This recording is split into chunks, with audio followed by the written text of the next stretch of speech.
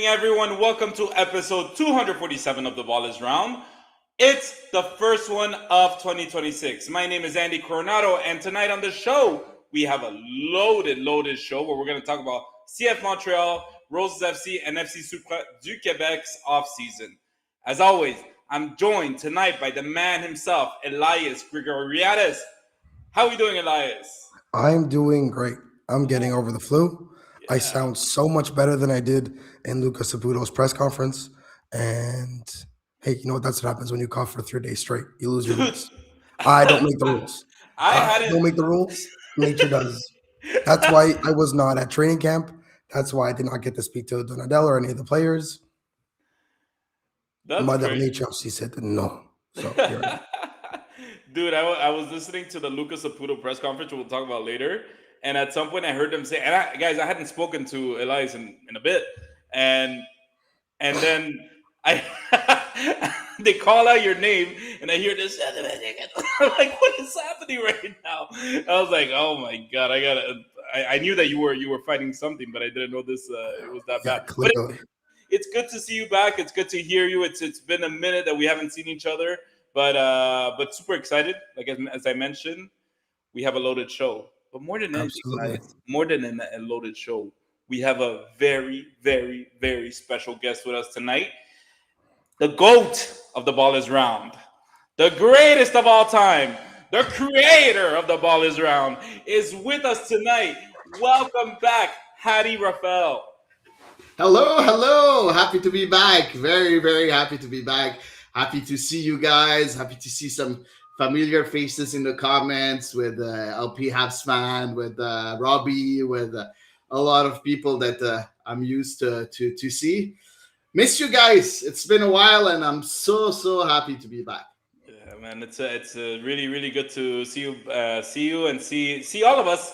2026. It's a new year, and it's a new us, right, guys? As well as we do want to give you guys a little bit of an advertisement before we. Advertisement is that the right word? I'm mixing French and Spanish. I don't know what I'm doing. Anyways, little warning: we are trying a new stream platform tonight. So bear with us. You guys might see a little glitches here and there, but we are working through it, and we're gonna get through the show.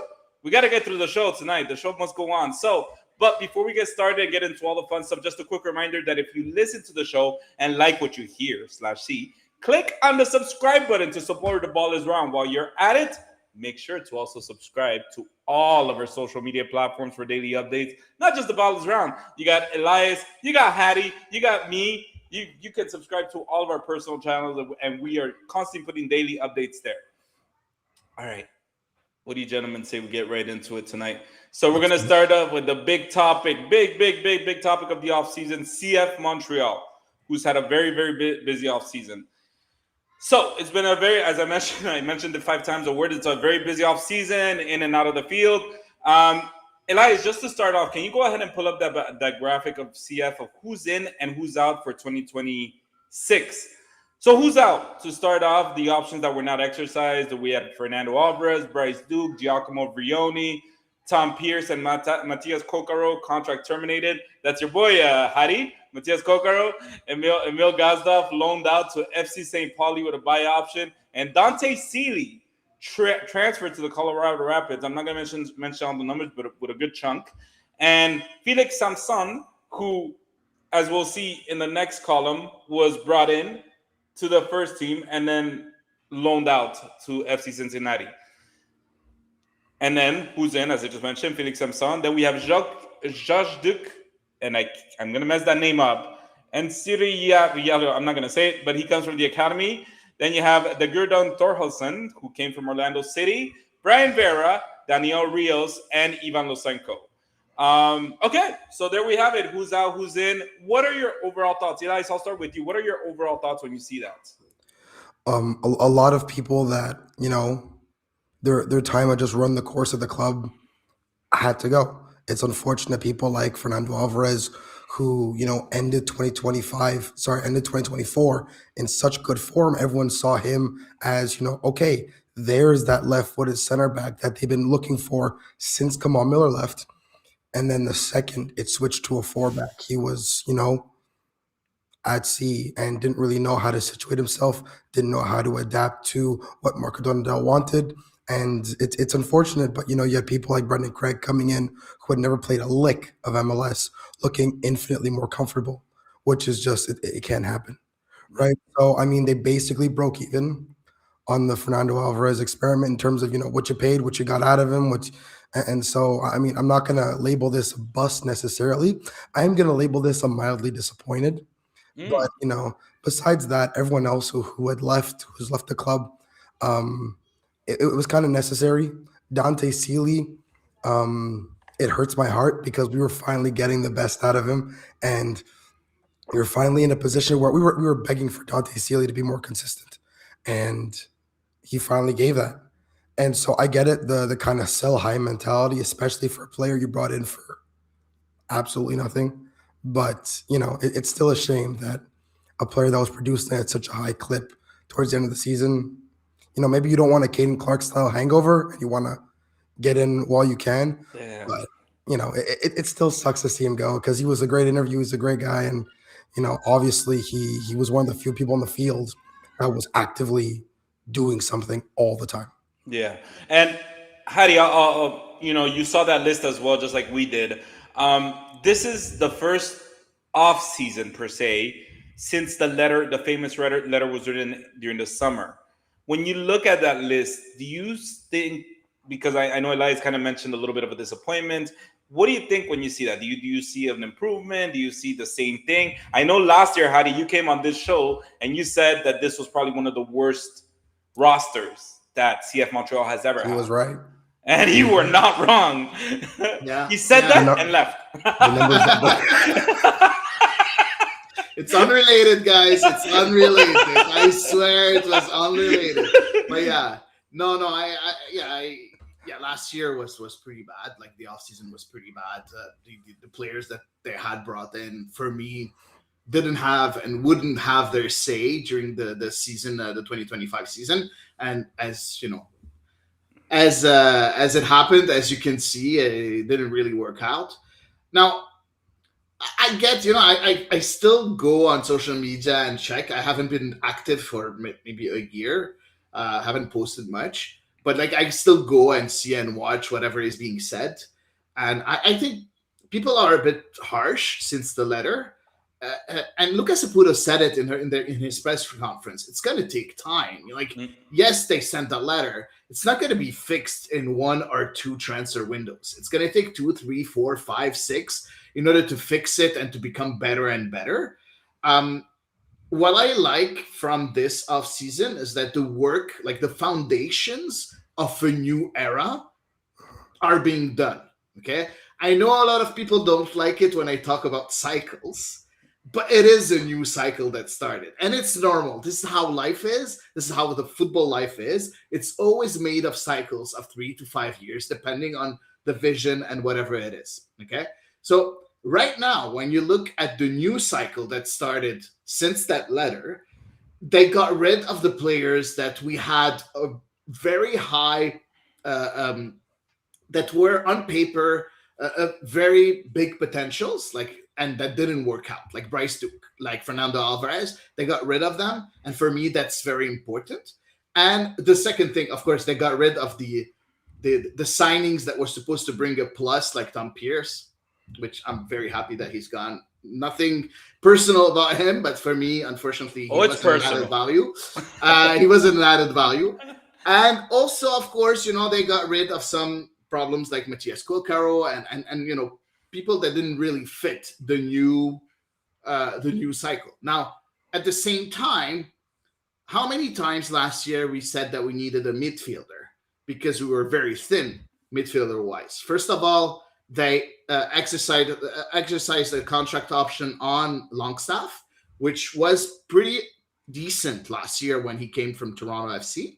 And second of all, they went and brought Lysenko, which I think, coming from Shakhtar Donetsk, which is a super big club in Ukraine, a very young midfielder that can, from what we can see, I don't know, I'm not going to pretend that I know him, but from what we can see and what we have heard, can be a great link up between the lines, can be that number 8, can fill that number 8 position that is missing for that CF Montreal team. So that's pretty good.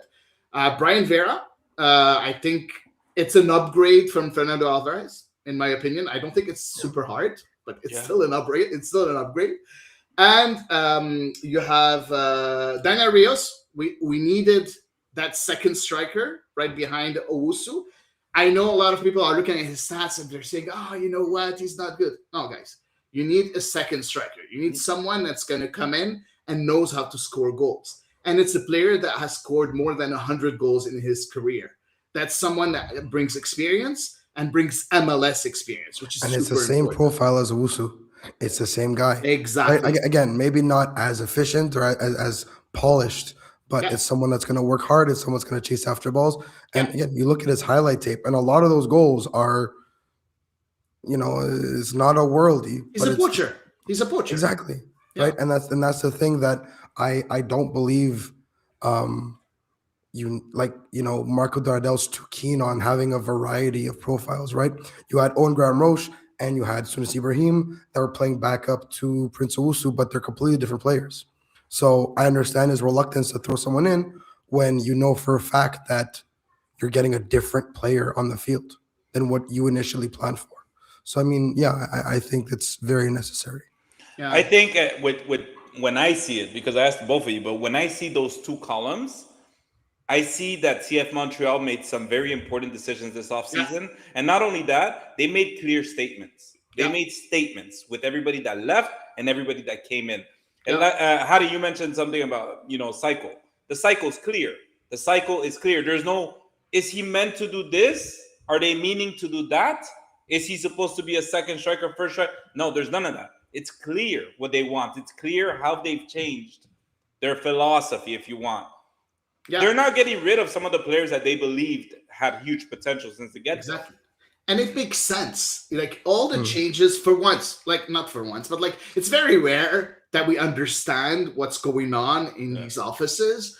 And this time when I look at the team, at the ins and outs, it makes sense. Now, the only thing that doesn't make sense for me is the Torhausen signing. Because when you look at the team right now, you now have 3 right backs. So unless we see a departure from JMR or David Bugay, He's gone, dude. we don't know JMR is yet. gone. We No, don't no, know no. yet because Lucas Saputo said he's a part of this team right now.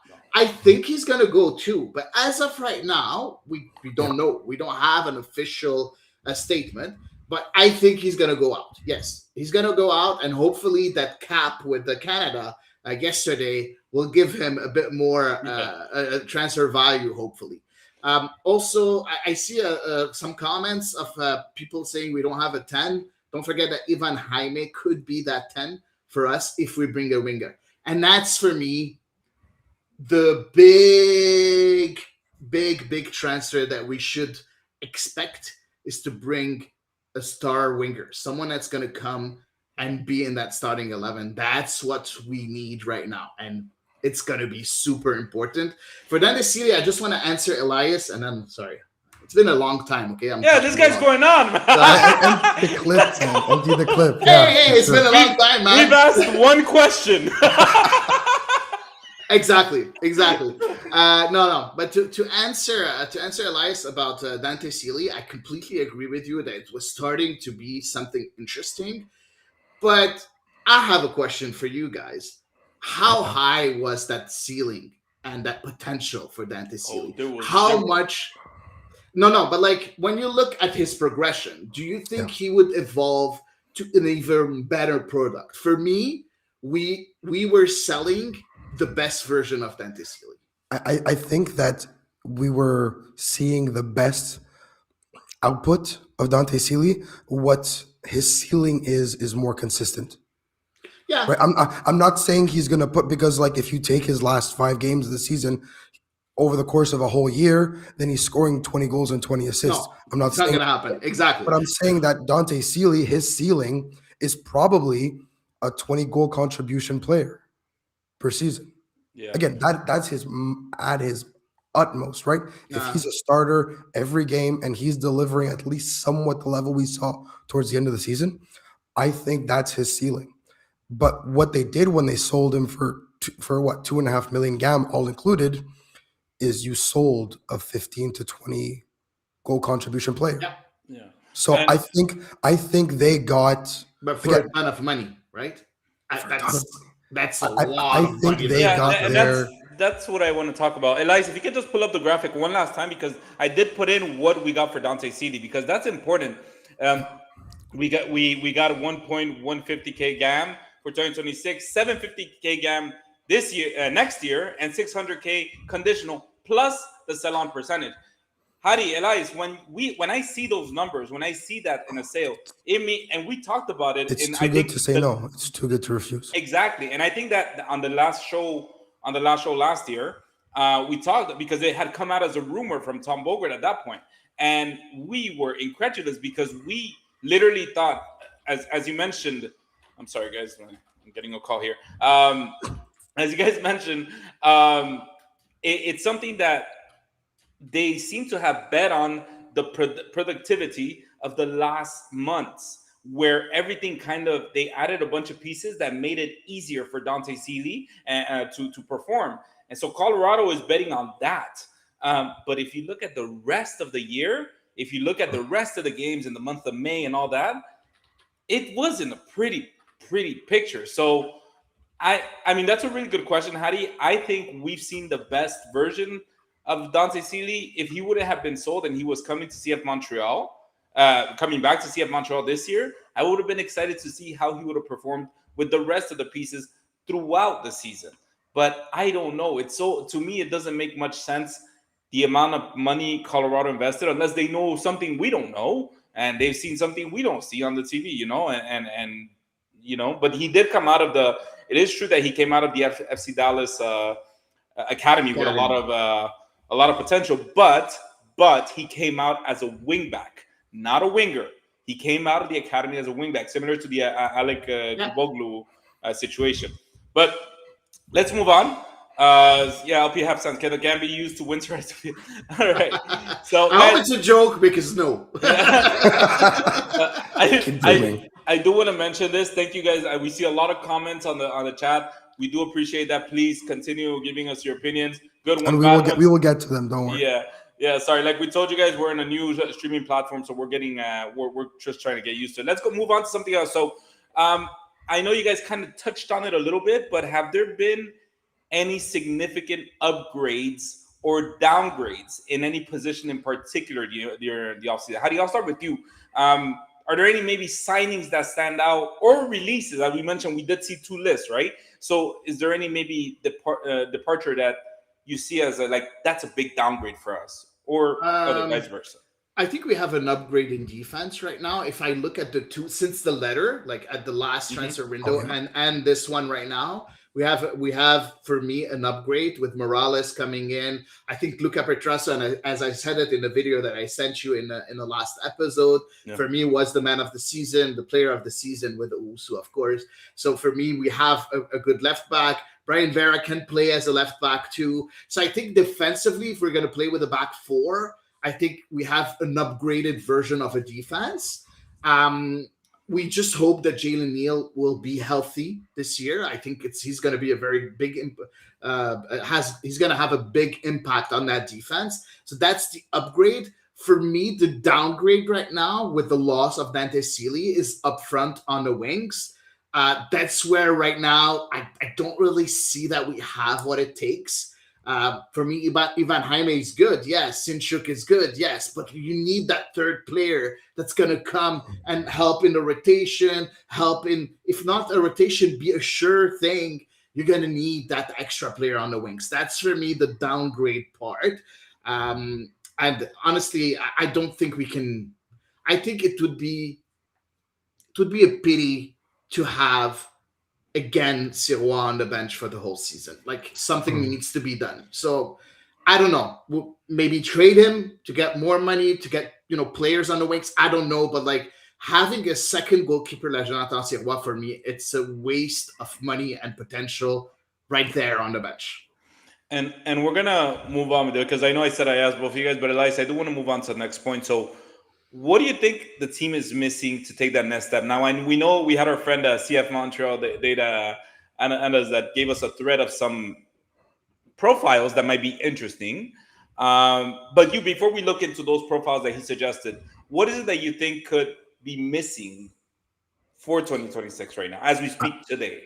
I think Hennady Sinchup needs not just a backup, but someone to compete with, like Hadi said, but not just that on the left side. And this is where the tinfoil hat kind of comes out a little bit because um, Pat talked about how Nilton and a bunch of other people think Vera might be better suited as a left back. I disagree. Mm. This is where I disagree with you too, Hadi. I think Danger Thorhalson is your left back because, Really? and for one simple reason, and again, what they do with the market will prove or disprove this. But I think if they don't go out there and get another top tier left winger specifically, it's because Ivan Jaime is going to play left wing when they're building out. He's gonna kind of pivot into the middle of the park like he was doing, and Thorhalson's gonna play left wing because Marco Donadel talked about how in a perfect world for him he would have Jaime playing kind of like a 10 on the left hand side and have a right footed Like a left back, wide playmaker, like a a wide right footed, but playmaker. not just that, because the thing is, they were doing that with Luca Petrasso, but the thing is, Luca Petrasso is not a 1v1 specialist.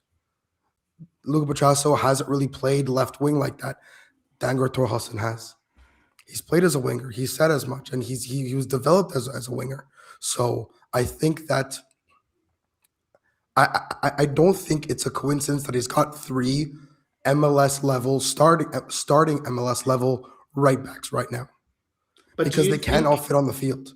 David Bouguet, I still think, is the starting right back because he Okay. was too good over the course of the entire season for a small injury at the end of it to unseat him. Unless Boy Hidalgo or Thoralson are outside of their mind in preseason and they're like you can't afford to not put them there. I think David Bouguet is your right back. I think Danger Thorhalson plays on the left because I think Brian Vera needs to be in the middle of the park. But he I think hasn't played much on the left, Torhausen. No, but the thing is, he's played everywhere. He played 9 positions last season. Yeah, He said, okay, but like right, and I get it. That's also a bit of, specialist, of a laugh line. But the thing is, what he brings in terms of the profile and the ability to do that, in addition to the fact that Marco Donadel would love to have a right-footed left back who can exactly play kind of like that winger, while Jaime can now occupy the middle of the field and does not have to worry about the trivialities of what the left winger has to do. He can be in the middle of the park where he is most effective. I think that kind of sets everything into place, and it also explains why Marco Donadel was after Thorhalson so adamantly, right? Like Thorhalson said it. Donadel called him multiple times to sell him this project. And I think that there's something very interesting into why he specifically in that specific profile of right back was brought in, given that you already have an embarrassing amount of right back talent. So that's curious. I don't Because the think, thing is, yeah. Brian Vera could play left back in the same way that David Bugay played right back, where he didn't really have to go that far up the pitch because you had Hennady Sinchuk stuck to the touchline. But if you have a left winger that is naturally more inclined to go into the middle of the park, like Ivan Jaime, then you need someone there. You don't need a conventional right back. You need a conventional left back like Luca Petrasso. You need a modern left back, someone who specializes in the final third. interesting. Danger Thorhalson, I think, would fit more there. So I think that's an upgrade in that position. But again, if they go out there and they get a proper left winger, then I'm just spouting nonsense, and everything I just said for the Wow, it's last 3 interesting. minutes is useless. Yeah, But but that, I mean, I think yeah. when they went out, that was my initial reaction because we didn't have a podcast since they announced the acquisitions, right? But that was my first reaction when I found out that they're getting another right back. Yeah. And you guys can we said it a little bit earlier. If there's something that we're very happy about this off season is how every signature seems to make a statement. Yeah. Every signature Yeah. seems to make sense. We just mentioned a player that doesn't really make sense. Yeah. That doesn't really make And sense. yet it does. And yet it does, because why? Why does it make sense? Because the team needs it. The team needs this profile. Well, wherever you want to put him, which is actually a good problem to have. Any position you want to, you can. I can tell you, I want him to play center back because I need center back. It would make sense. I want him to play left back. It would make sense. It's a necessary profile. Now, how it's going to develop over the season, or what plans Donadell and his coaching staff have, I mean, that's something we will see, right, Hadi? We will see how that goes in the future. Wait and So see. wait and see. So no, but these are very interesting. Yeah, so we'll clone Nacho Piatti, problem Hey, solved. Patrick. Yeah. So yeah, so very interesting takes. I personally think that we're missing a midfielder. I know we're talking left winger, left back, and all Yep. that. I'm not comfortable personally moving into 2026, going forward in 2026, with Matty Longstaff, Victor Otori, and Samuel Piet, as talented as they You have can be. Losenko. And Ivan Losenko. You have Ivan Losenko. Losenko, but I don't know what to expect of Losenko. That's why I'm not comfortable with it. He might be fantastic, he might be great, and I may be talking crap out of my mouth, but at the end of the day, I still am not comfortable right now. Yeah, but like if I agree with you because we don't know what Losenko can bring. But right now, you have four midfielders for two positions. At from the numbers point of view, you have enough midfielders. Now, are they able to bring, that quality in the midfield? And that I agree with you, Andy. But that's the answer that we don't have. But when you bring a young players from Shakhtar Donetsk, he's not here to just sign checks and to just play 5 minutes a game. Like I doubt it very much. So Yeah. somewhere there should be quality. Now, if he's not good, then yes, we need a midfielder 100%. And I listened to your podcast last year. Completely agree with you that Luturi is an upgraded version of Sampiet. I understand all that. Langstaff can help, yes, but if you have that Losenko can play that a bit higher up, play that number 8, then do you really need another midfielder while you have already 4 in the roster for 2 spots? In last year's offseason, didn't we have four midfielders with Nathan Saliba, Victor Lotori? We had not Matty Longstaff. We had a healthy Samuel Piet. We started the season with four And mid technically Herbers. and Herbers. Yeah, we Yeah, had. we wanted. Yeah, Yeah, in Laurent Courtois, and that's when we were saying about they were playing a double pivot and maybe add a third midfielder, right? We started with a decent amount of midfielders, but we all saw how that developed quickly. yeah, because Herbers got injured for like I don't know how many games, right? That And so didn't the help. yeah. And Yeah, then yeah. Saliba was sold, and then we're like, oh, okay, we only have 2 midfielders. Victor Lotori and Brandon Craig. Here we Brandon go. Craig, Exactly. the We had greatest Brendan midfielder. Gregg. We even have Waterman slip in the midfield for a few Good games. times, good times, good times. All right, so look, as I mentioned, Elias, you're going to take this one away. We had a few Yeah. recommendations for some profiles that might be interesting. Yeah, so CFM Data Zone is, if you guys follow CF Montreal Twitter, I'm sure you've come across one of his threads at some point. The amount of detail and research that goes into those threads is excellent. I highly recommend you guys take a look. We were actually going to have him on the show. Unfortunately, he was unavailable. But what he did was he was able to curate some of the picks for us for the show, which was very sweet. 2 of them starting actually, funny enough, at the left back position. One of them is Peyton Miller, who's an 18-year-old left back from the New England Revolution, whose costs around $500,000.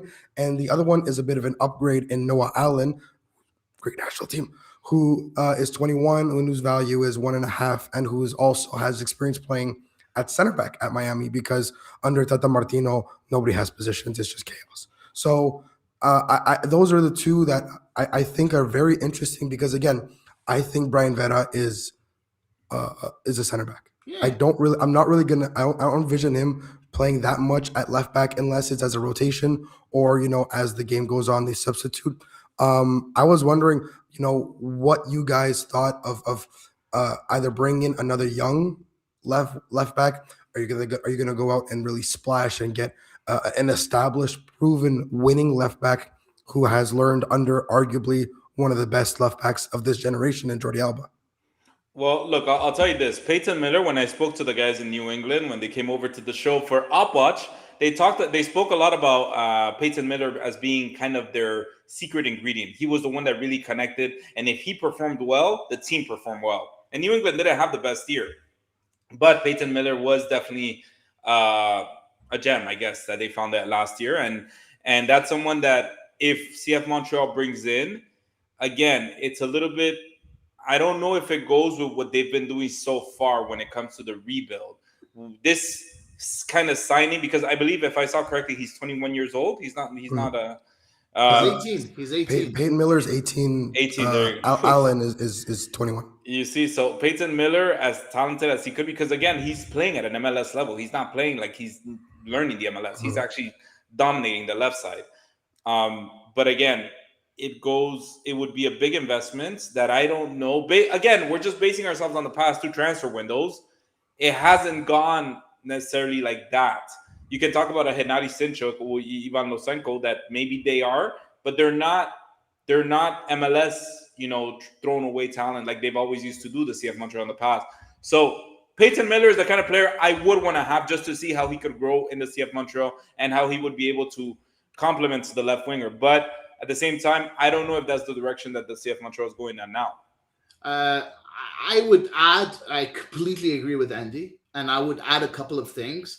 Those two players are maybe the best potentials at left back in the MLS, Yeah. and they cost, yeah, Yeah, that's fair. young, No, that's young fair, yeah. left backs. On their Noah side, yeah. Allen, and both of them have been rumored in Europe.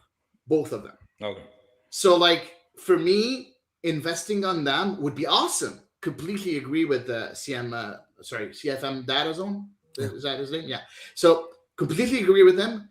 But that means a big amount of money on a left back position where you already have a very good left back with Luca Pertasso, and where you can't invest tons of money on all positions. And for me, the priority is not there to invest. I think it will be more than 5 million gap to get these two players. Really, you think it's that Oh, yeah. high? Oh yeah. I don't know, 5 million. Oh yeah. Oh yeah. I 100%. If think you're I think selling- for Noah Allen, I agree. I think for Noah Allen, I agree. Put him in comparison Because- with Dante Seeley. because Exactly. he's more of a sure thing, right? Getting Noah Allen now is like getting Alistair Johnston exactly. in 2022, right? Yeah, but Johnston was 25. But he was Allen as is finished, 21. but he's as finished a product. Yeah. Alistair Johnston was ready for Europe. He needed Yeah. one last season, and then he was ready. Noah Allen needs one or two more seasons, and he should be ready for Europe, right? Yeah. So you're getting him at the same point in their careers. Peyton Miller still needs at least 2 more years, right? But And again, his you're probably potential is still high. gonna pay at least 1.5 to 2 million in gap You think? I think a lot more than that. Maybe not 5, maybe 2, 3. for 3 an million. 18-year-old. That's With a a lot. That's the percentage, thing. a sell-on percentage. So too. they're all guaranteed. Yeah. Guaranteed they're going to ask for at least like 15-20% of what they sell, Exactly. right? But because the thing is, he's not going to make another stop in MLS, Yeah. right? If he moves, but I still think that if they do go the route of a natural left back, these again, Yeah, you can't these two go are wrong great. because the thing is, we saw how effective Ivan Jaime is at drawing space away, right? So if Yeah. you're going all in on creating on the flanks, Yeah. you need to load up, right? And all you need is a semi-competent 10, and you need elite talent on the flank. So I think it's interesting, but yeah, I don't know if they're going to make a run for either of them, but I do think that kind of profile is what you need because Yeah, Luca completely Petrasso, agree. unfortunately, Luca Petrasso and even Jaime are not on the same Compatible. realm of philosophy, Yeah. right? I understand. They're not compatible, but You need someone more offensive then to help Exactly, to help Jaime exactly. going into the middle. And you know what? Patrick said it. I'd be ready to spend our second DB spot on an impactful 8. Well, we have a couple 8s that are also very interesting. One of them is actually from Belgium, Montreal, Belgium connection forever, is Denis Praet. Anyone who knows, the European circuit and especially the Belgian circuit knows what this guy can do. He is an excellent winger, an excellent midfielder. Who can again super polyvalent as the French say. Another one is Eric Tommy, right? These are both experienced players. These are both kind of, I feel like they're both in an elevated version of Fabian Herbers. right? Oh yeah. Where they not only are they experienced, not only can they come in and make immediate impact, but you can put them wherever you need them, and they will be effective. They will get the job done. So, we know that Marco Donadel loves a soldier, loves a robot, especially when it comes to those players that can kind of play anywhere. And both of these guys are in situations where they're in their 30s, but we talked about how badly this team needs experience, Yeah. right? Does someone like Payet and the price he's going to fetch, is that something that's worth it to you? No, not if you're comparing it to MLS experience, like you were with Eric Tommy. I'm not. No, not anymore. I think the club has tried that in the past. It didn't work, and I don't think they'll be willing to do it again. I may be wrong. Maybe tomorrow they announce a signature that is exactly like that, and we're confused. We're confused once again on Sunday. So Listen, I don't think there's right and wrong. At the end of the day, we give our opinion, and sometimes our opinion turns out to be nice, and sometimes it doesn't. Right? In my opinion, think differently than you, Andy. In this case, I've seen Denis Payet play, and honestly, that's like 10 times but European soccer, Hadi, compared to MLS, I'm not saying level talent wise. is talent. Talent is talent. Like at the end of the day, I understand. Like we're talking technically now. Of course, I don't know if he's going to come and adapt. But like first of all, you're coming into a French environment. You're Belgian already. That's a bit easier. Yeah, but look at Olivier Giroud, talent. But he didn't come to a French environment. And that's also that's a whole level of ego. Exactly. That has not been seen in MLS in years, Exactly. And also Olivier Giroud, don't forget, he's like the top scorer of France's history for the national team. Like you're at different levels. But Denis Payet, I think, could be really, really good in that midfield. Eric Tommy is a good player. I think would be great, but I think he's not going to be an impactful player. He's just going to be a rotational player, someone that you can play a bit like Fabian Herbers. For me, I'm not sure he's better than Herbers. I think it's the same kind of players, like in their impact in the game. Even if he's pretty good, but just like Fabian Herbers, I like Fabian Herbers myself, but I don't think you're gonna have that impactful player. But with Payet, you will have that impactful player. I mean, how many times have we talked about the teams need to have a conductor, right? Have it someone who, whenever they're on the ball, there's danger. Whenever they're on the ball, they can break out from the back by themselves practically with one or two passes. Once they get into the final third, they can deliver the killer pass. Someone like Denis Payet, I think, again, this is what playing at Europe's top level for a decade gets you, though, right? And I think, like everyone, like Andy, right? Like you said, Luis Muriel came into MLS as one of the most underrated strikers in the world, and he fell on his face because he didn't respect the level, right? So it's not just like all of a sudden, look at me now, but I think that when you look at pure profiles, and if you're really looking to make, like we said, a statement with your transfers, Denis Payet is the kind of player you bank on because he's proven, he's a workhorse, and he immediately becomes one of the best midfielders in MLS. Just purely from a talent perspective, immediately he's a top, 10 ML midfielder in the league. So I think if you're gonna bet on it, especially with all the salary that you've just loosened up, I say go for it. But again, this club has been scarred by designated players for how many years? So their latest one being Brioni. Exactly, right? How many times has this team been hurt by designated players? And, it takes... And Brioni comes from MLS also. Exactly. Don't forget, Andy, huh? That's your argument. You needed someone for MLS, but sometimes... You wanna go there, Hadi? You wanna go there? No, but we need this guy back.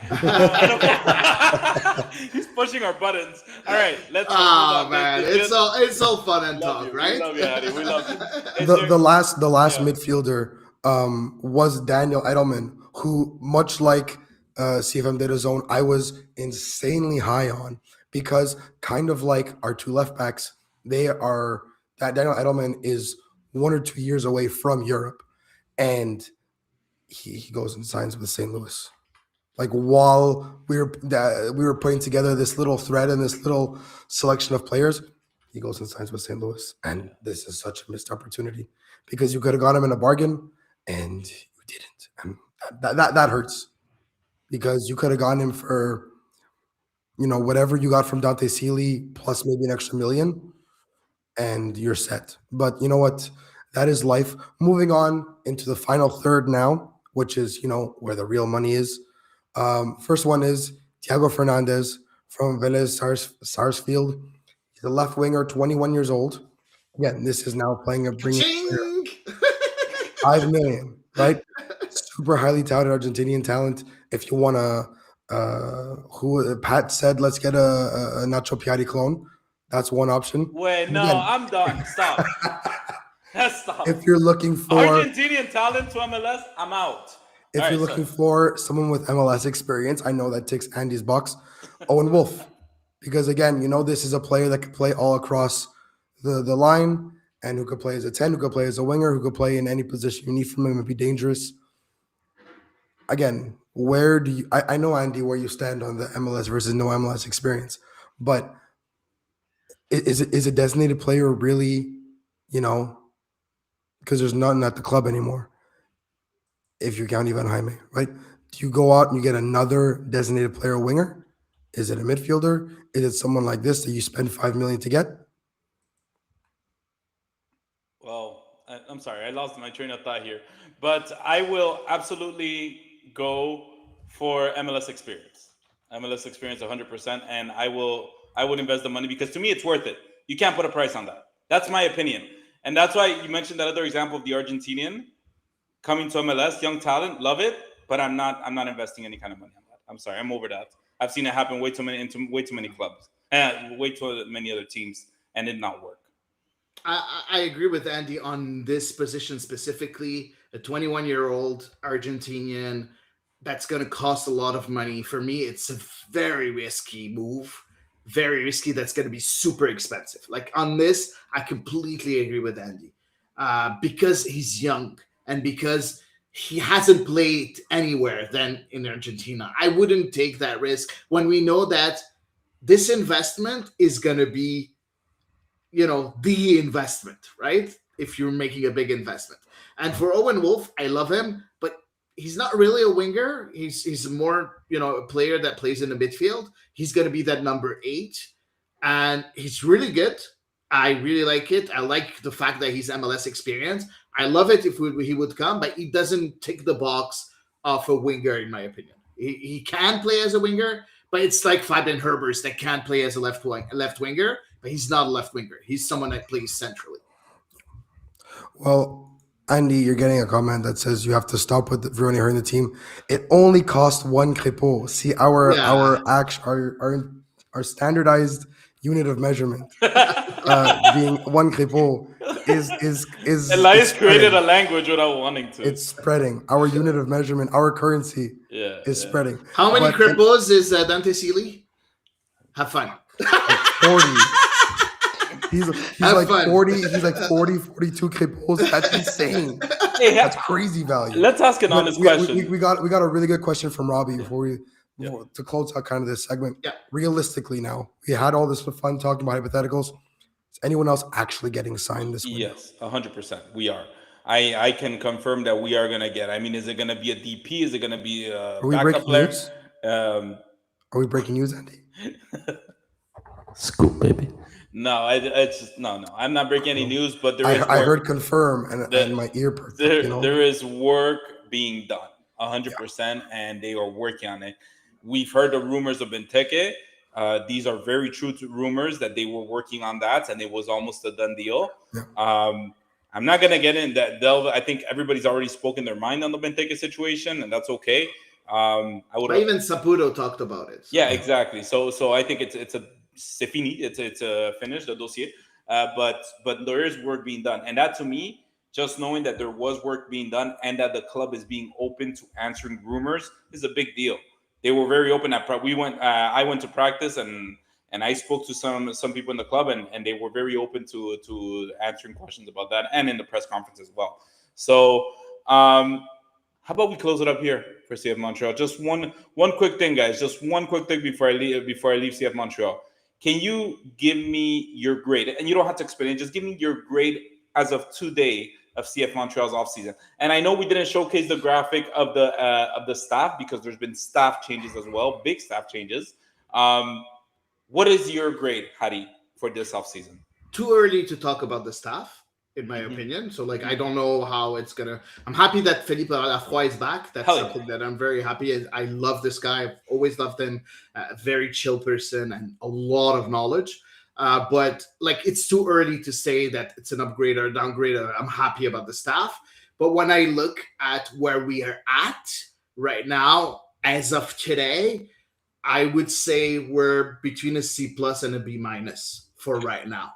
This is the grade that I give, but I'm very hopeful because I'm like you, Andy, and I can confirm without having any scoop that they will add more people to the roster. Confirm. No, but seriously, they will add more. Like, it's impossible to start the year with this roster. Yeah. I don't 100% think agree. it's gonna happen. But before you go, Elias, Hari, last year, this time, before we started the camp, day 1, day 2, what grade were you giving them for their offseason? The E. Oh, no, last year. Look, No. if Dante Sealy doesn't turn to Dante Sealy and Brendan Craig and Luca Bertrasso don't become the value that they are, you get And F even, minus.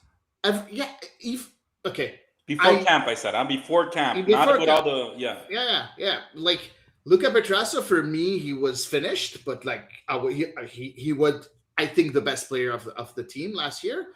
Brendan Craig, for me, it was a nobody, but like, I'm happy with his contribution. He's not going to be a starter, but happy with his contribution. So like, they had very good, like, they spotted very good people, very good players, and then to see that, of course, very good players as free agents, and we have to give them that. We really have to give them that. Now, as a team, the team sucked, like, completely sucked, right? Okay. For me, Elias, what's your grade so far this season? And what was your grade last season before camp started, during the start of camp? During camp, I would give them a C plus in camp last year. Because again, you look at Hennady Sinchuk, who's very promising. You look at Giacomo Vrioni, who was supposed to be a 15 goal per season guy, environ. You look at Jalen Neal, who was probably the most valuable defender. under 23 defender in MLS, and they got him for nothing. And then you add some other players to kind of flesh it out. That's worthy of a C plus for me, right? If I had known that all three of them would have come, the three big ones would have come to training camp injured, I would have adjusted my mark. But this is pre-training camp, right? There's no hindsight allowed. This year, but as for this one, I can't give them that high of a grade yet because there is still the depth issue that needs to be addressed. I will give them a B minus because the players that they have brought in are direct responses to issues that they have, glaring issues that they have. mm-hmm. So better grade than last year at the same time. Absolutely. Giving them absolutely. Because again, these aren't just like, what do you mean we got a guy from Scotland that played in the CPL? Right? And again, like Laturi and the three trialists proved everybody wrong and played massively above their value. I was sure about his value, Laturi, because I've seen him play with Calgary. And I was sure that he had the work ethic, and I was sure that he had the legs to play in MLS, but it was the technical part that was surprising for me. Me too.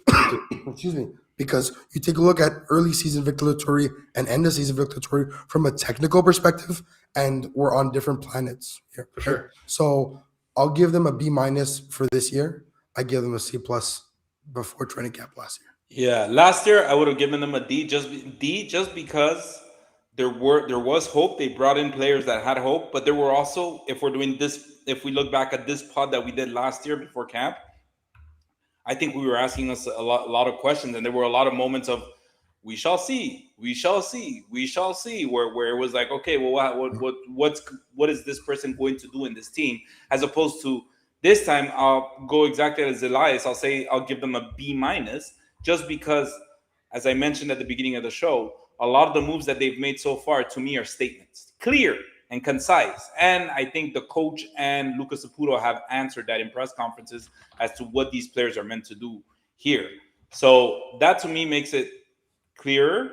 It doesn't mean that they've had an excellent offseason. I think they still have a lot of work to do. I hope they have a lot of work planned.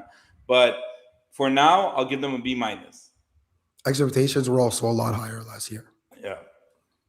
Yeah. Hell yeah. All right, so that wraps it up for CF Montreal. We're going to go ahead and move on to FC Supra du Québec and Roses FC to finish the show. But just before we get to that, just a quick word from our sponsor. Hello, the Ballers Rounders. This show is sponsored by AR Design. I can tell you that in my case, as you can see in my background, I need some change. This is why I reached out to, my wife reached out to Allison from AR Designs to bring some change in my space. You can't see it now, but over the next few weeks, this room is about to get a little funky with the way it looks. I thought Allison will come to my place and turn the place upside down right away. But before changing anything, she made sure to really understand what my vision was for our place and what budget we were working for. And based on that, she gave us some advice and some ideas as to what our place could look like in the future. And that's when we knew that we had reached out to the right person. Like a soccer team working together for the perfect goal, AR Interior Design coordinates every detail of your interior design project, so your home comes together beautifully. From concept to final touches, Allison makes sure every element works in harmony. Visit ardesign.ca today to see her latest interior design project, or follow the links that you see below me on her Instagram, email, or the website. Or you can just find the links on the YouTube description. Thank you, Allison. Thank you, AR Design. All right. Well, welcome back, everybody. So now we're going to move on to our next topics of the night. We got FC Supra du Québec that has announced a few more signings, I think as recently as 2 days ago. Since the last time we had a show, but it still feels like they have ways to go. So, Elias, if you can just pull that up, the roster that FC Supra du Québec has so far. So at goalkeeper, we have Joachim Mili, 25-year-old that comes from UDM. Charles Auguste, also midfielder that comes from CS Saint Laurent. And Oussama Bouganmi, which is a midfielder as well from CS Saint Laurent, 36 years old. I believe he's the oldest player in the squad right now. Then there's the Sean Rea, a well-known player around the Montreal community. Also plays as an offensive midfielder, left winger, right winger. Comes from the CPL side, Halifax Wanderers, 23 years old. David Chouanière, that comes from Forge FC, that also plays the winger and the attacking midfielder.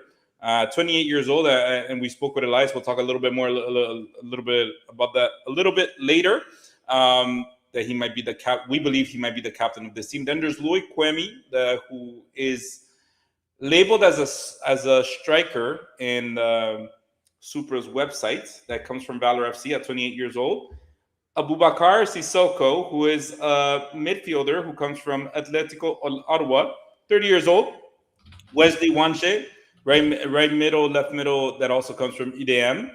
Mathis Chrétien, Ismaël Yeo, Thomas Leboeuf, all defenders, come from universities in the US, 22, 21, 19 years old, respectively. And last but not least, Omar El Kuli, who is an attacking midfielder, 21 years old. Yeah, so that makes up the roster for now. We have, I believe, 13 players or 12 players signed. So, guys, I know we have, as I mentioned, a long way to go, I think. What are your thoughts when you see this?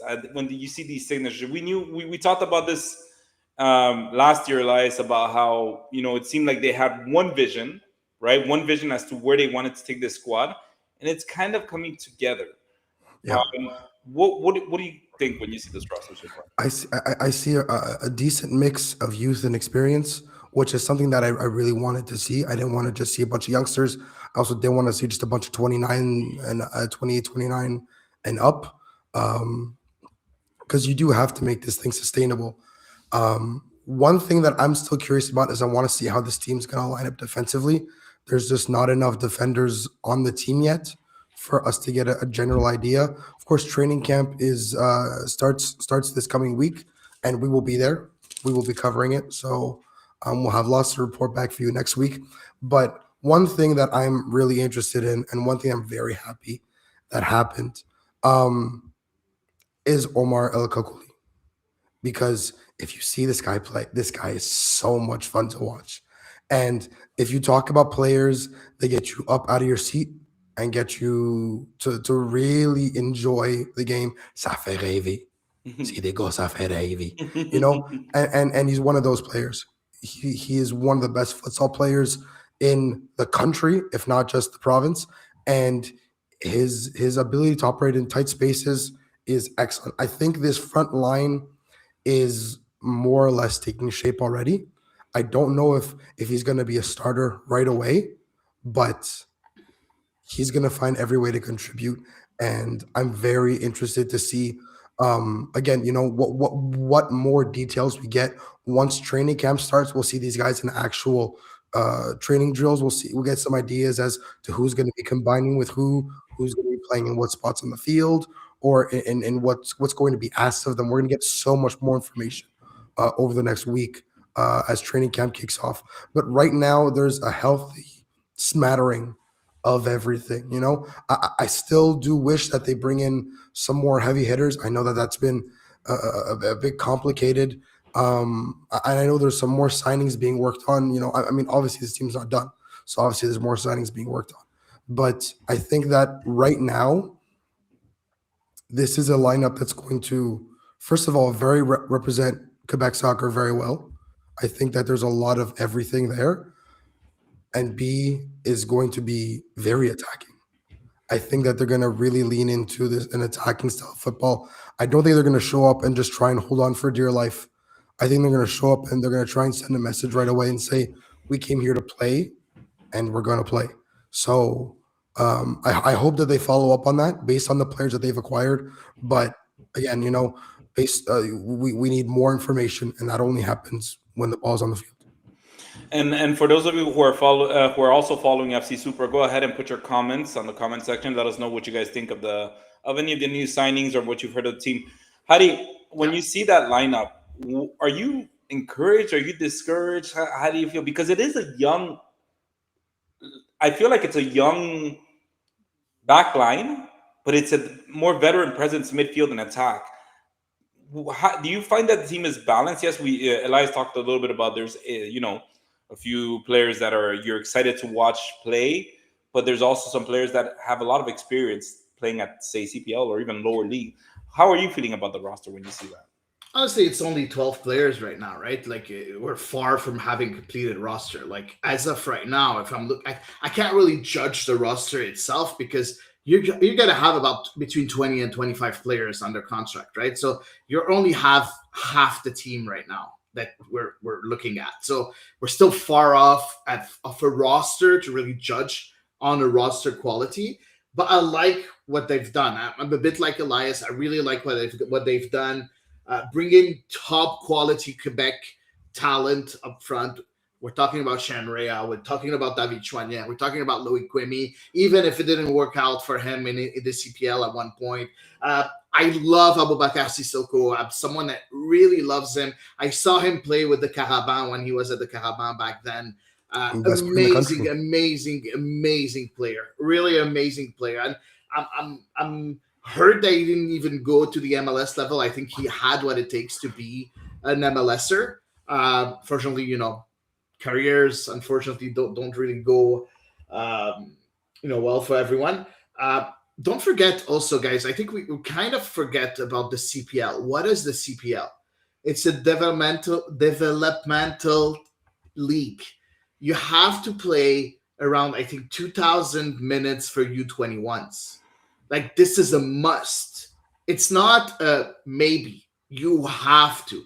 So you need to lean on the younger players. You don't have a choice. So you need to have that mix of young and old. You cannot play only veterans. You cannot have only 25, 26, and 28-year-olds. You need to have those top, very good players as under 21 years old. So that's the first thing. And something that I really wanted to say also, because for the people that know me and have followed me, through the years, I started covering CPL in 2019 in the first season, and I've been wanting a team in Quebec since then. And I remember the first few episodes of the podcast that used to cover CPL that I had, that was a premier podcast in English also. Um, in our head, it was we're going to have a team in Quebec in the next year or the year after, like 2020 or 2021. We're already 7 years late. So I'm like super happy that the Supra is here. And honestly, I love the methodology and the mentality. Having an Athletic Bilbao team here in Montreal, that's something that really speaks to me, because the amount of talent that we have here in Quebec deserves that. And it's something that really speaks to me and speaks to my heart. And you look like a player like Charles Auguste, that was a great player in Quebec in Quebec in the youth ranks, and now he's getting a chance to be a starter in a CPL team. That's, for me, is everything that the Supra has to offer. You know how many players stopped playing in Quebec just because they didn't have opportunities? Now they're gonna have an opportunity. They're not gonna have an opportunity because they have to fight for a spot with a Brazilian. They have to fight for a spot in Quebec, and the best Quebecers are gonna have a spot in the CPL, and that, for me, is priceless. So sorry, I just wanted to give a few my 2 cents regarding that. No. Super super excited for the Supra. Super super excited. Hopefully Super we'll excited. super excited. Oh, But one thing that I wanted to say, I hope that we're going to see players a bit more confirmed joining the team. And I agree with you, Andy, with the lack of veteran presence in the defense. Secretly, I don't have any scoops or anything. I really hope that Kari Fayao will be signing with Supra. It's the kind of player that plays in the USL Championship right now. Could be the type of players that you need in the back line. So hopefully we'll have these kinds of players too. A bit like what we see from Sean Rea and David Chouanier and stuff like that. But we're going to need those high-profile players, Quebec players that will join the team. Hopefully this will happen. It's very, very soon in the season yet for the Super. and you know what, Hadi, I can say this, and I think Elias, and in any event that we've been for FC Super in the past few months, the sentiment has been the same for everybody in the media, the fans, everybody's saying we've been waiting for this for a long time because Quebec deserves it. Quebec has the talent. Quebec just needs the chances, and that's what FC Super is, a breath of fresh air for a lot of people, where it said finally. When I spoke to Rocco in the inauguration of the FC Super, my question was, why now? Why today? Why not yesterday? Why not in next year? And he said this should have been done yesterday. We're late to this what we did, and so we're kind of catching up. Yeah. But there is that, like as you mentioned, that common sentiment of what took so long, right? And obviously the World Cup is helping out a lot. It's helping out a lot in this case. But hopefully they can continue, because the CPL in itself is something that is a fairly new league, that they actually went viral last season with the kick in the winter, which was fantastic. I was watching it live and I was losing my mind. But it's only those kind of things can only happen here in Canada, right? Yeah. Not only in Canada, that's a lie, but it would be a very Canadian thing Right. to happen. It's right. It's right. But look, I do have to be the bearer of bad news, because that's just who I am. So based on what I'm hearing, has it that FC Supra has kind of struggled to lock in some of the signatures that they originally thought that they could make. Now, I'm not going to say any names as to who they were, but there were some that when they started the project, they thought that they had it in the bag. Now, this isn't bad news, right? It happens with every team. Every team misses on signatures. But my concern is, is this something that will become a common theme for FC Super because maybe they're having trouble selling the project specifically to their vision, the one that they un club pour ici pour les gens d'ici? Is it an idea that you guys maybe think it might be a little tougher sell for I, some? I yeah, I don't think it's this that's gonna drive away, players. I think what's gonna drive away the players is that it's an expansion team. It took so much time for a team to settle in Quebec that I think that a lot of players are going to be wary of, hey, are they going to hold? Are they going to be able to be here on the long run? Are they going to fold in a year because they're not making any revenue? I think that's what they're afraid of in a way. Because if you're put yourself in the shoes of a player. You're coming in an expansion team in a province where it was so hard to bring a team, even if everybody in Canada, not only in Quebec, was working to have a team in Quebec. It was so hard. It took 7 years to get a team here. And if you're in that club and you sign for that club and they fold in a year or two, then where are you going to go? How are you going to be able to sell yourself for the rest of your career? Yeah, I was in a club for 2 years in a developmental team league where it didn't really work out, and now I'm without contract. I think it's going to take time to be able to have those high profile players with a methodology like that. And I think that fans have to be a bit careful about their expectations of the Supra this year. It's okay if we finish last. That's not the point. The point is to have a team from here and let them grow. Let them take time to grow. It's going to take time to be a relevant team in the CPL. That's my opinion on this. Elias? I completely agree with Hadi. I think that, obviously this thing needs time. One thing that I can promise you for sure is that this club won't struggle out of life or to bring in people or to be financially viable due to lack of interest. Because I'm telling you now, this shit is selling out. Yeah. At least the first 5 games sold out, for guaranteed. Sure. The soccer community in Quebec, and this is one of the things I like about the roster, is that they're getting not just Quebec-born players, but they're getting des gars du coin. Yeah. Right? They're getting and that's people. Super important. Right, exactly. And people, you have to see these crowds in League 1 and League 2. Brassard had 2 points all season, and they had people showing up for them in Brassard, right? I promise you, people are going to go to Laval to watch this team because it's their friends, it's guys they played with, it's guys they played against, it's guys their friends played with, it's guys that their friends played with. That's what Quebec soccer culture, that's what Montreal soccer culture is all about. It's incredibly grounded in grassroots, and it's grounded in community. Yeah. And the fact that they're bringing, again, guys that are obviously established, you can't just win with a bunch of League 1 guys because or else they would have already been in the CPL. But the fact that this team is going to be littered with people that came up from just that system, that league, and that community, you're going to have such a great ability to bring in the younger part of the promising Quebec players. Now, I'm imagining that a lot of these players that they wanted are already established, right? And that may not necessarily be as connected to the youth and to the grassroots of Quebec soccer because they've been busy playing professional and being established professional soccer players, right? And you need that part of you need that level of experience and talent in your team, obviously. But what I also think is that, especially if this project works on a community level, that in 3 or 4 or 5 years, a lot of these younger players, they're not going to have any problem recruiting them because this is going to be their club, more so than CF Montreal.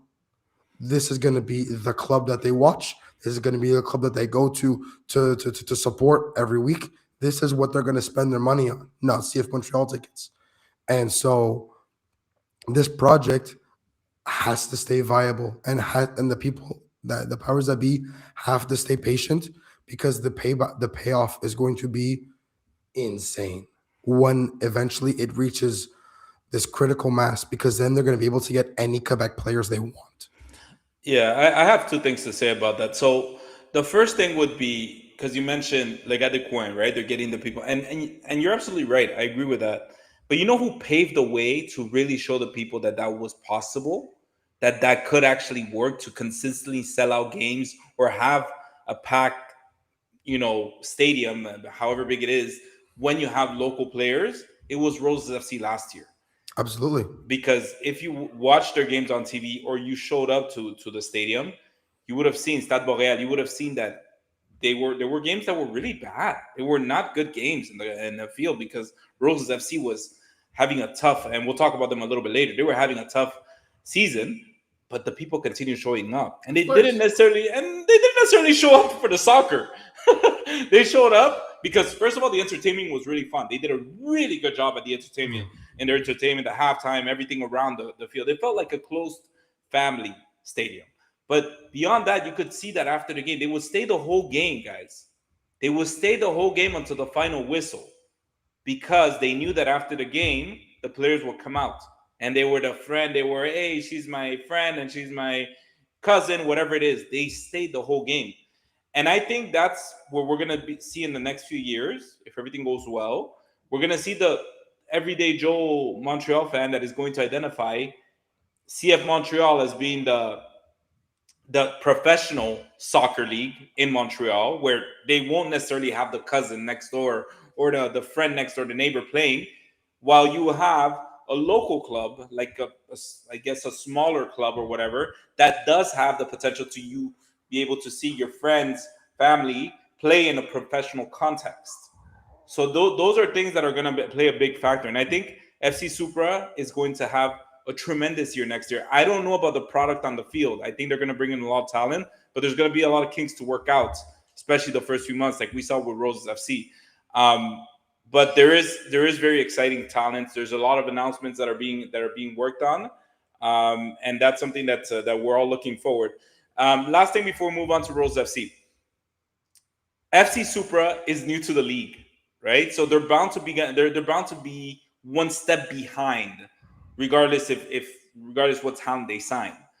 Do you guys think that the way how do you mentioned earlier is like half a team that we're looking at right now?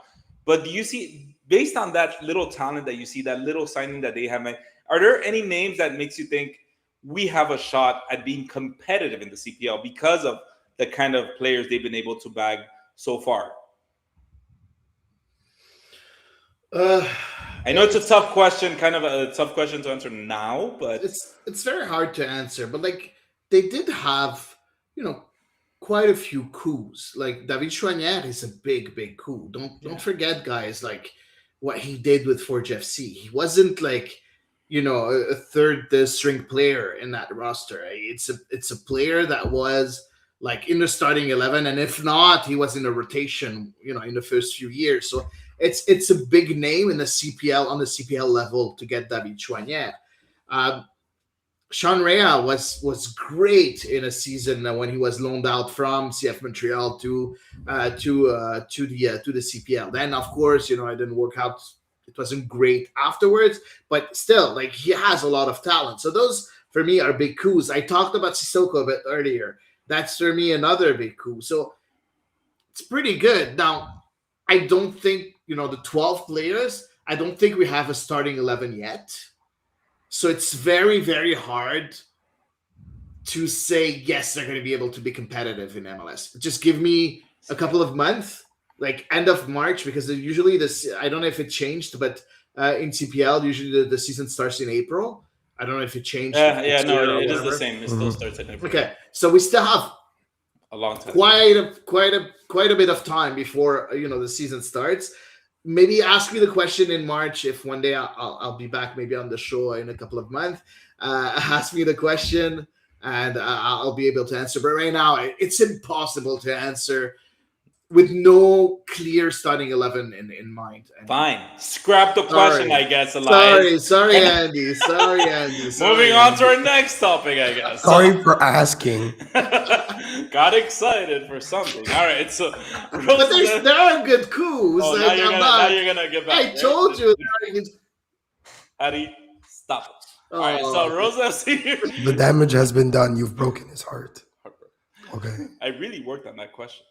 So Roses FC really. So Roses FC. Moving on to Roses FC. They've had a very very quiet off season. Elias. Mhm. They Yeah. haven't made a lot of noise. They haven't. They We talked about it last year when they let go of Jody Smith. All the people, all the players that they let go.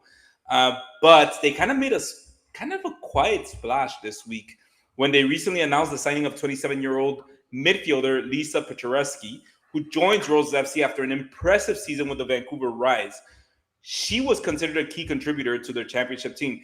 Look, when I look at social media, I see like kind of read the reactions of some of the fans over at the Vancouver Rise, and they're not happy about her leaving. They Oh, said it's a great indicator, she right? was Yeah. a key contributor, and I remember she was kind of because towards the end of the year we actually played Vancouver Hmm. twice. So I remember seeing her, and she was a headache for the Rose FC, especially because Rose FC was struggling in the midfield, and they couldn't figure out the midfield. So if you can't beat them, how do you join them, right?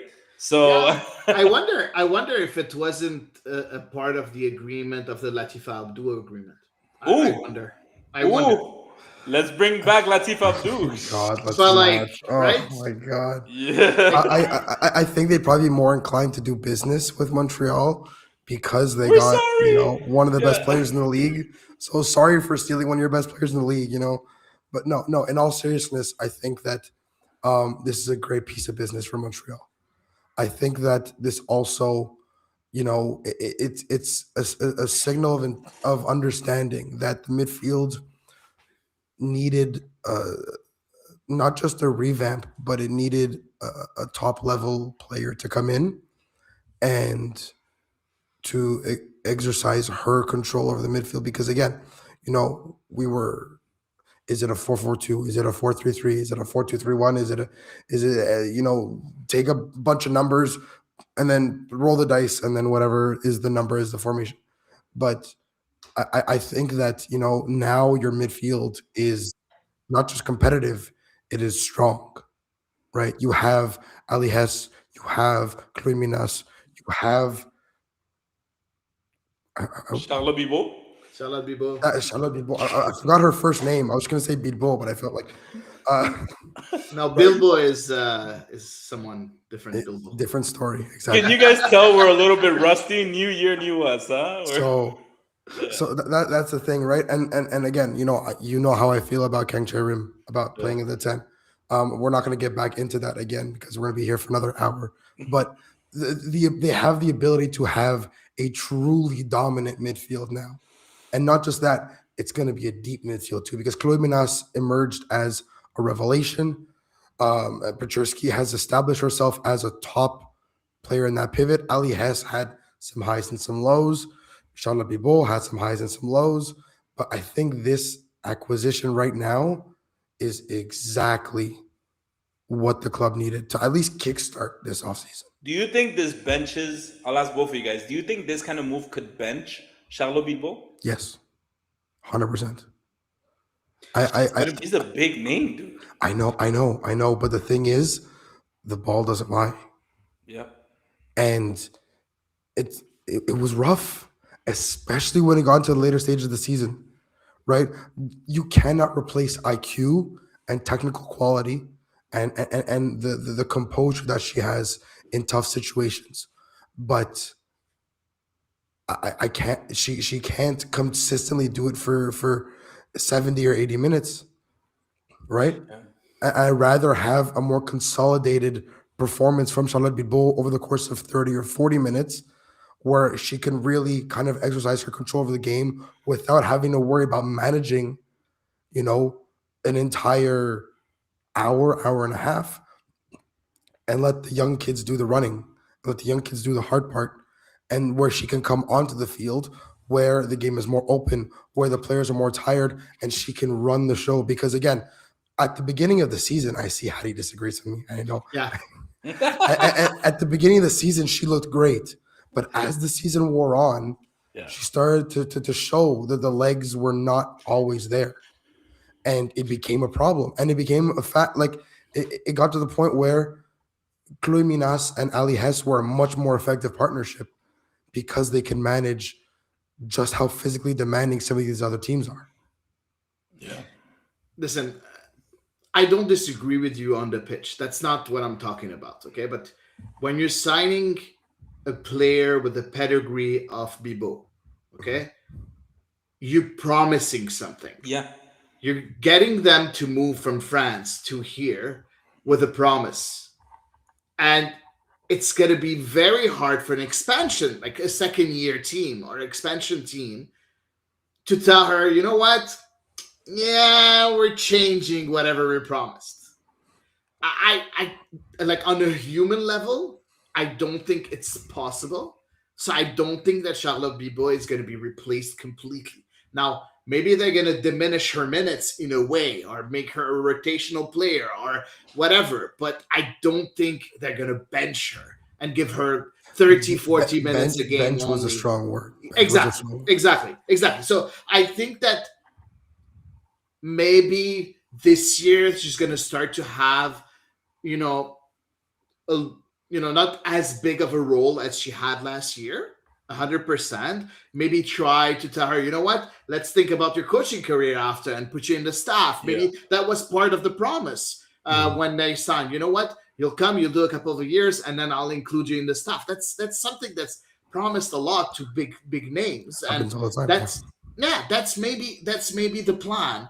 But I don't think you're going to see a change like right away. I doubt it very much. Like she moved from France to here with a promise. So that's the part where I don't agree with. At the end of the day, as fans and as podcasters and as media, we always want to see the best team on the pitch. But unfortunately, in reality, it's not always the case. It's not always possible to do that because of the promises we made and the mistakes that the front office has made. Or I won't say mistakes because I don't think it was a mistake, but like maybe we overestimated the impact of Bibo in the game.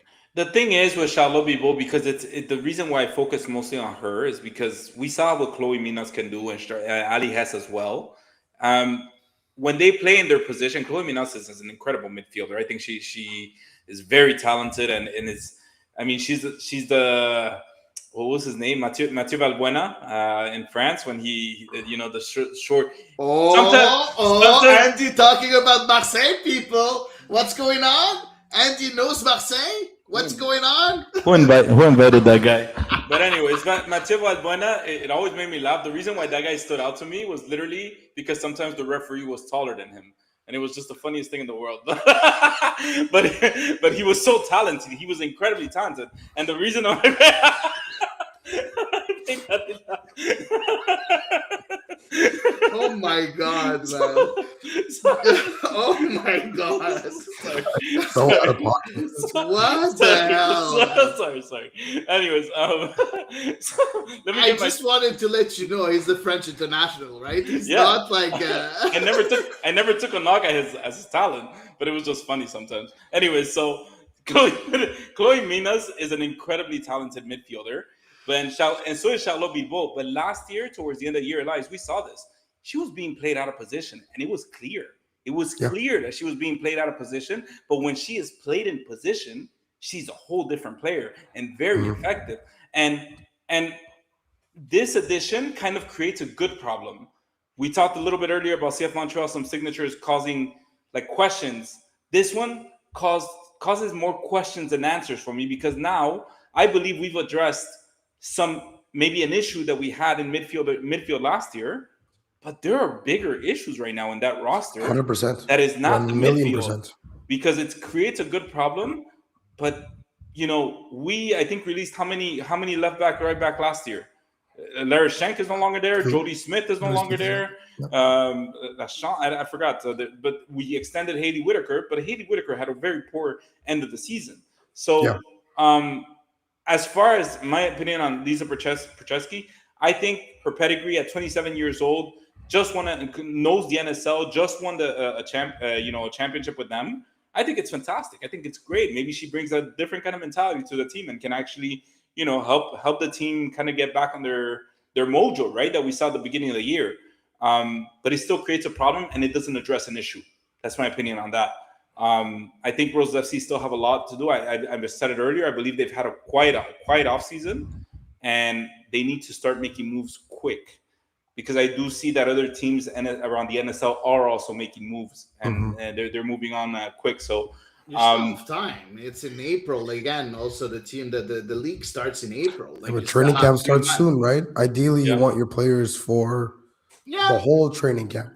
yeah, yeah, but like if they miss a week or two, it's not the end of the No, world, c'est pas la fin du monde. either, No, right? especially if So they're in Europe and mid-season exactly, form. But exactly. you know, yeah. And so let's just go ahead and we'll quickly finish with this. If we can go ahead and look at that roster that we have so far, hasn't changed much from last year. The only one I highlighted was Lisha Petrescu, because obviously she just joined. But we still have 3 goalkeepers in Gabrielle Lambert, Anna Karpenko, and Marie Laroche. Defenders: Annie Hill, geez, what the hell? Stephanie Hill, Haley Whitaker, Lucy Capadana, Olivia Mbala, and Julia Leas. Then we have Charlotte Bibo. We just mentioned all the midfielders that we have, but we didn't include Mara Bouchard, Felicia Rudd, because in my opinion, they didn't do much last year. And Laurie Thibault, Megan Sauvé, Tanya Boychuk, Noemi Paquin, Claire Monniard, and Elias' favorite, Sharon Kang. How do you feel about this roster so far, Elias? When you look at that, is there? very thin. It's very thin. It's thin defensively. And again, yes, the midfield is set for the season. Whether you play double pivot or a 3 in the midfield, you're set, right? That's fine. It's very thin defensively. You have 2 fullbacks on the team right now. And yeah, maybe, Julia Lees has played fullback in a pinch. Cool. You have 2 natural fullbacks on the team. And offensively, it's also very thin. Because, yeah, you have a lot of players, but how many am I trusting to go out there and play against the best teams in the league? Not many, right? Yeah. Noemi Paquin was in fantastic form. Injuries kind of slowed her down. That's unfortunate. Claire Monniard, we didn't really see her ability to play 90 minutes. Yeah, as a super sub, she's done all right. Same thing with Thibault. Tanya Boychuk was excellent, but she's better when she's playing off somebody. When she's the lone striker, she kind of gets lost out there, right? And Cherim Kang, I feel, was played out of position. She's too good to be stuck. She on the wing. She needs to be playing where she'd be most effective, which is in the middle of the field. But again, you have your front 3. Let's say you have Paquin, Boychuk, and Kang as your front 3. That's solid. But you hit the slightest pebble in the road, and all of a sudden, the level drops significantly. And that's my biggest problem, is the people coming off the bench. Same thing happened with CF Montreal, right? The people coming off the bench in attack are not at the level required, at least not yet. Yeah. And so I think you need to bring in at least 1 or 2 people that can not just come off the bench and be effective, but compete for starting spots. Right. Yeah, that's one thing, but also that's absolutely you need is the competition. Yeah, you need, as you said, defenders. I think you need all kinds of defenders. I think right now, because if we look at the roster, there's 5 defenders. So playing with a back 4, you don't have enough defenders. Playing with a back 3, you don't have enough defenders. So like, depending on how you play, like the numbers, like you need more defenders. That's 100%. But I think also Latifa Abdou was never replaced as an impact player, as an impactful player. You need that extra player that comes and will have an impact on the game. Don't forget what the sporting director told us. I always forget her name. Marina Pichon. What Pichon told you guys when she was here on the show. She said they're here to play first roles. They're here to win. They're here to be one of the best teams in the league. If you want to be one of the best teams in the league, then that impactful player that was the star of this team is gone. She wasn't replaced. No, Cherry King is a completely different player, different profile, different mentality. Exactly. Yeah, 100%. Exactly. You need someone that consistently scores. Yeah, Boychuk is really nice and really good, but can she score, 10, 15 goals a game, a year? Yeah, exactly. And that's something and you bring up the Pichon, the Marina Pichon, which she had told us in our show. Absolutely. It was before, we talked about in the show, right? Before ball was kicked, before they were undefeated. And so I said, when I spoke to her at the premiere of the movie, I told her, "Hey, listen, you came to our show, and you answered some questions, and now I like to ask you some questions. Now that the season's over." And one of the questions I asked her, it's you know, it's been of one season. What is it that you think that maybe you thought you were really okay at the beginning, and maybe at the end you realized it wasn't so okay? And she told me, we thought we had an identity at the beginning of the season, and Oh, at the end we actually realized we didn't have an identity. oh, that's tough. That hurts. Yeah, Woo! but and you know, when it almost seemed like it was a ticking bomb, and the ticking, and what set off the bomb was Latif Abdul leaving, Of because course, the moment she left, it of course, wasn't just about not scoring goals. It was the whole team seemed out of sync, and they for sure. never. And we talked about it this show, Elias, repeatedly. How in one of the press conferences against where they had lost against Calgary, one of the players of Calgary, when they asked her the question, like, how was it playing Montreal against Montreal? She said it just felt like we wanted it more than them, and for her to say that was surprising, because I thought I was the only one seeing it, where it seemed like Roses were always a step behind. So going back to what the roster that we're speaking of, yes, you're absolutely right, Hadi, in saying that Latifa was never replaced. Instead, Yeah, what they did is they put a bunch of pressure on the attackers to be individualists. So Tanya yeah, Boychuk, they try to get her isolated. They try to get Charim Kang isolated to display Noemi Paquin on the left. They try to build something individually so that they can hopefully build something. But once Noemi Paquin got hurt, we go back to yeah, square one. exactly. One That's one point. Sorry, I wanted to add a second point also. That's a big problem. The Roses lost 9 games last year. 6 of the 9 were at home. yeah. Yeah. Like when you're building a team and it's an expansion team and it's a team that we always wanted and everything, and you talked about the number of people showing up to the games. At one point, when you lose so much at home, it becomes a problem on the long run. If you do 2 to 3 seasons that way, fans are going to get bored to go at the stadium if they lose that much. 6 out of 9 losses were at home. Like they had a better record away than at home, losses wise. And also, I'm talking about regular season, because of course, in the playoffs they also lost at home. So like that's something that they need to address, and that's, I think, the two big axes that they need to address as soon as possible. Look, last year they came out swinging at the beginning of the year. Yeah, The whole league was surprised. They were so in shape. They seemed to be running at another speed than all the other teams. But we said in this show, Hattie, we said it with Elias. We said, what we want to see is when everybody catches up, everybody figures out Rose FC. How is Robert Russell Toyu gonna adapt? What is he gonna do when there's injuries?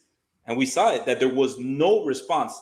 At the end of the year, Hattie, Rose FC played Toronto, AFC Toronto, 3 times in a row within 3 weeks. yeah. And they couldn't score one goal, right, Liz? They didn't score. I think they only They scored got one. They got one one. I goal, think. 2 of them at home. And it was just, and as you mentioned, it becomes a problem when it's at home, because it wasn't just that it was an unlucky bounce, or it was an unlucky, that the other team was just better. Rose's FC came Yeah. flat out in the game, and that was one of the games that we did live, Elias, here in what we were watching was the Toronto game, and we kept telling ourselves, like, hey, we gotta, at some point, we gotta, like, wake up and score one goal. We need to want it, and there was never that. So yeah, so big 2026 coming up. I kind of went on a rant there. So No. We actually got a really good question from Wally here. yeah. Because again, Pajewski's not the only one. What happened to Vancouver? They dropped 3 starters for free this offseason. Is it possibly because of Abdu's contract? Ooh. Abdu signed a contract extension, and it is apparently a doozy. Again, we will never know the internal machinations of the club and their decision making process, but they're also not done recruiting. They're they're defending champions. They went out there and they assembled an insane team. They did. And again, Toronto had consistently the better team, but by the end of the year, Vancouver was the best team in the league by far. So I think that, 3 starters, and it's 3 important starters that have left the club.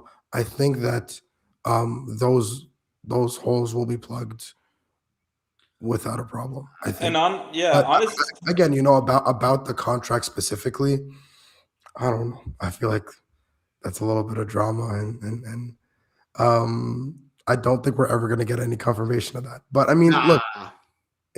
Latifa Abdul is one of the best players in the league, and she deserves to have her contract renewed. Cough, cough, wink, wink. But we're not going to get into that now because it's a whole other story. Yeah, and you know what? I will say this: if it is if her contract is the reason for 3 starters leaving Vancouver, which it could be, we'll never know. Honestly, Latifa, in my opinion, is worth it. She's an extremely talented player.